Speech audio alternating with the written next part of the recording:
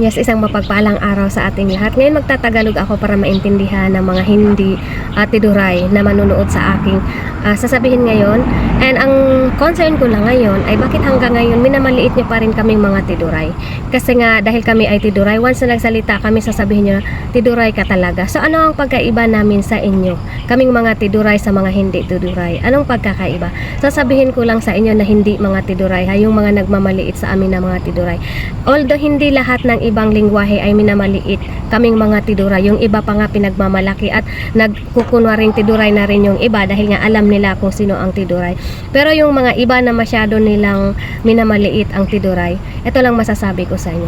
Hindi nyo ba alam na mas lamang ang tiduray sa inyo na mga nagmamaliit sa tiduray? Bakit? Una, ang tiduray, katulad ko na tiduray ako, mas may marami akong alam na lingwahe kesa sa'yo.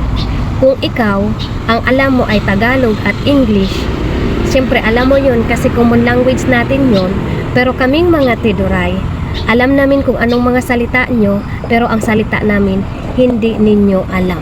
So yun yung aming lamang na mga tiduray. At kung susumatotalin natin lahat ay pare-pareho tayong tao na nilalang ng Panginoon dito sa ibabaw ng mundo, na sana ay maging mabuti tayong tao habang tayo ay dito pa sa ibabaw ng mundo, hindi para manlait ng ibang tao. Kasi iisa lang yung ating pinagmulan, iisa lang. Pero bakit kailangan nyo kaming laitin na mga tiduray?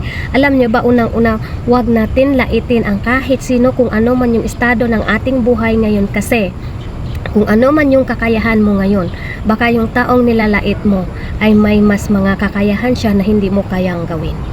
So, sa mga hindi tiduray na katulad ko, tingnan nyo ako, tiduray ako, diba?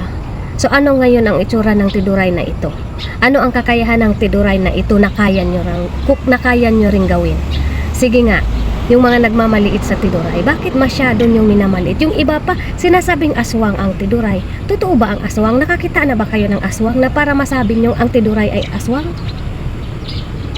At saka sa iba naman na sinasabi na mabaho. Lahat ng tao may baho. Lahat ng lingwahe, mayroong mga lugar na minsan hindi masyadong naliligo ang tao. Diba?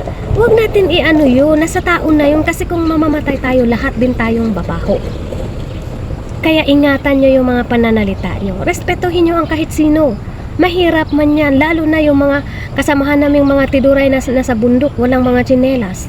Masyado nyong minamaliit. Lalong-lalo na minsan ang mga tiduray na pag pumupunta sila ng ospital, masyado silang minamaliit na mga tao. Ha? Kahit oras na nila, sa kanila na yung linya, hindi pa yan nila uunahin kasi uunahin pa yung kakilala. Pero managot kayo sa Panginoon sa mga ginagawa nyo. Kung hindi nyo man mapanagutan yan dito sa ibabaw ng lupa, sa sobra nyong pagmamaliit sa amin ng mga tiduray. Alam nyo ang Panginoon, hindi yan bingi, hindi yan bulag, nakikita at naririnig niya lahat. Yan ang tandaan nyo. Ha? Isipin nyo, tao din kayo, kanin yung kinakain nyo. Kanin din yung sa amin. Eh di sana kung ginto yung kinakain nyo, baka pwede na kayong manlait. Pero kahit ginto pa man sana yung kinakain nyo, hindi nyo pa rin pwedeng laitin ang kahit sino. Kasi alam nyo ba ang Panginoon na ang pantay-pantay ang tingin niya sa ating lahat? Mayaman ka man o ano man ang estado ng iyong buhay dyan, iisa lang ang tingin ng Panginoon sa atin. Pantay lang, walang mababa, walang mataas. Yun lang.